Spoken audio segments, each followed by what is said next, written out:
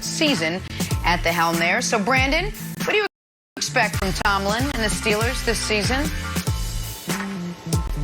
You know what? I don't expect them to start as hot as they did. What did they run off? 10 wins in a row, 11 wins in a row? I don't expect that. Yep. I do expect them to be a really good team because they have a defense that is phenomenal. That front seven can get the job done week in and week out. However, when you look on the offensive side, you have a big problem. You have an identity issue. You have an identity crisis, and that's Big Ben.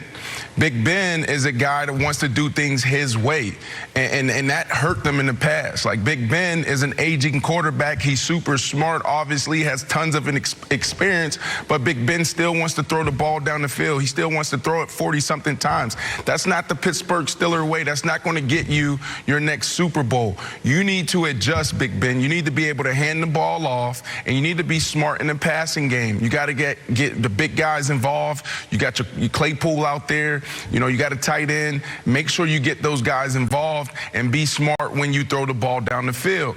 Big Ben is a guy that likes to keep things tight on the offensive side. So what did they do?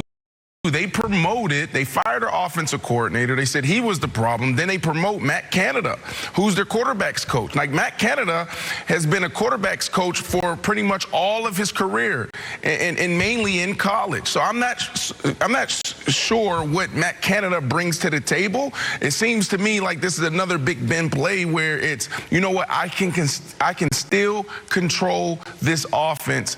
So I think that Steelers will be good, but I don't think they'll be a contender because that offense has an identity crisis, Nick. Brandon, I got a question for you quickly, and then I'll take it back. What's the biggest reason the Bucs won the Super Bowl and went on the run that they went on in the postseason? How would you, if you in 20 seconds or less, how would you describe how and why the Bucs won the Super Bowl? One man, Todd Bowles. He beat Drew Brees, he beat Aaron Rodgers, and he beat Patrick Mahomes. That defense. With that defense, with a savvy veteran quarterback that, aside from the Green Bay game, obviously, didn't make the huge mistake and could still make a few key throws a game.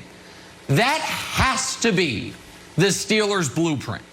Now, I don't know if Big Ben will sign up for that, but if he will, that's how the Steelers can actually be a threatening team. Forget Wilds just in the AFC overall, but in their division. They got to deal with a division that has Baltimore that won it 2 years ago and then came damn near close to winning it this year after it looked like the Steelers had it locked up. And Cleveland, which was ascending at the end of the year and won a playoff game, and I think has a very good young team.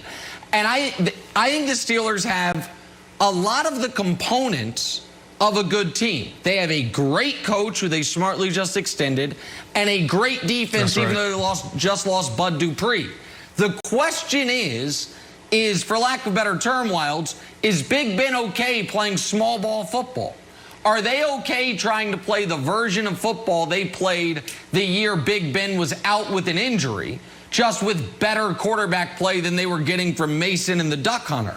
Like, can they do that and then try to be, have the mind meld of the veteran quarterback and Big Ben at the end of the season, help them in the postseason? Because if they think their path is being a high-flying offense, they are greatly mistaken. And so that's, to me, what's so interesting about this. They decided to run it back another year with Roethlisberger, so they think they can contend, but the way they could contend is through the other side of the ball and limiting the turnovers from their offense, which has been a huge problem each of the last 5 years Big Ben's been their starter. Okay, so Brandon, do you think there is some philosophical disagreement between Big Ben and the coaching staff? Because Mike Tomlin has been there for over 10 years. He's never had a losing season. So the idea that there's some rift that Ben is out freestyling and this is not the plan that Mike Tomlin and Ben has agreed upon seems silly. It seems like you're saying, Nick is saying it's like the opposite of Pete Carroll and Russell Wilson. That Russ wants to cook, Pete Carroll won't let him. So now Big Ben wants to throw the ball and Mike Tomlin's like, all right, go ahead, I guess.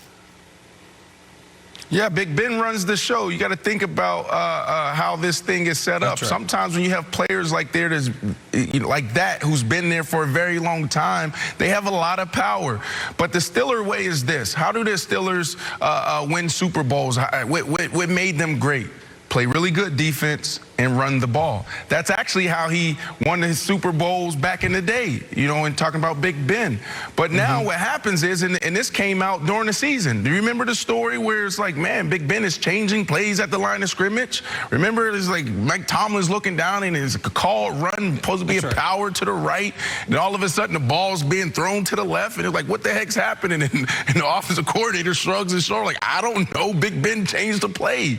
Big Ben has to do exactly what Nick says. Like, think about what Tampa did. And this is why I love quarterbacks, veteran quarterbacks like this. Because if you have a defense like the Pittsburgh Steelers, and if you can come in and manage the game and be smart in situational football, you are going to win more games than you lose. Because that's where the game is won and lost. 2-minute drill. Willing to do that. What are you doing? 4-minute drill.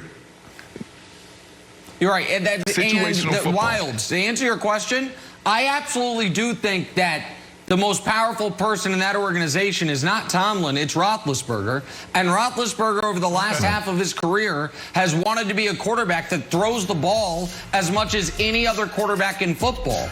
And that's coincided with the Steelers having a lot of gaudy offensive numbers throwing the ball, but not a lot of playoff success. Jen, if they're going to have playoff success this year and Ben's last year, they got to throttle that back. That's it for us. We're back here tomorrow morning. Undisputed starts right now. Have a great day, everyone.